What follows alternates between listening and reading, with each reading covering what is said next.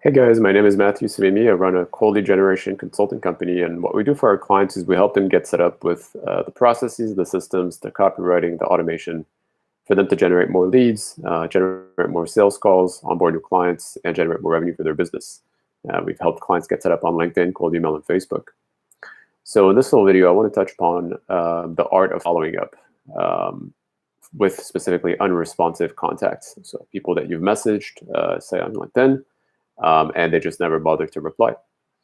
So in this video, I want to talk about, what's the best way to follow up to get replies. So the first question is, really the first question I get from a lot of business owners that I speak to is, how many times should I follow up? And so my default answer is always, well, you should follow up until you get a reply. Obviously, in practice, how do you do that?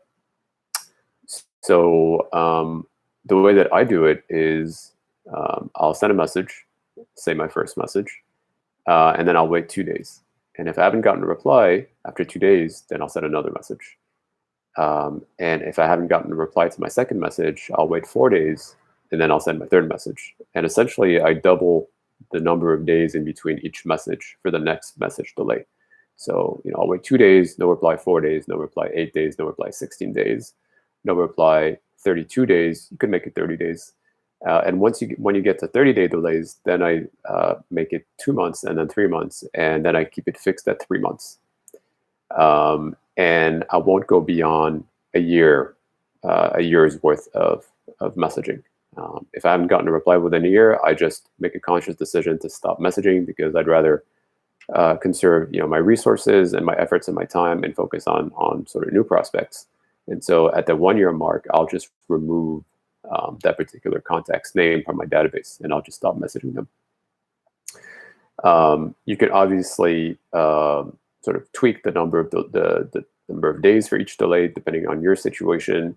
You might want to decide to follow up only 4 times if it makes sense for your case. But the idea behind the stretched out delays with every next message is really to give the prospects time to reply to your messages. You certainly wouldn't want to message them every single day, 5 days straight. That's way too aggressive. Another question I get is, well, what should I write in my messages? And so my answer to that is you should write whatever is going to grab your prospect's attention. And usually that goes back to market research, market data, understanding your target market, and sort of the types of pain points, types of challenges they're experiencing in their day-to-day. And that's really what you should include in your message. You should crystallize those pain points into copywriting that's crisp, that's crystallized, that's easy to read, that's understandable within 5 seconds, and send that over to your prospects. Another question I get from my prospects is, am I going to be too pushy by following up so many times? From my experience, the reason why you want to stretch out the delays in between your messages as you keep following up is for that exact reason, not to be pushy or aggressive. So, it's okay to keep following up until you get a reply if you're respectful and if you're doing it respectfully in an elegant manner that's not going to alienate your prospects. And when you do get a reply, you certainly would want to address it, even if it's a negative reply, by thanking them for their time and letting them know that you're looking forward to sharing value on LinkedIn, for instance.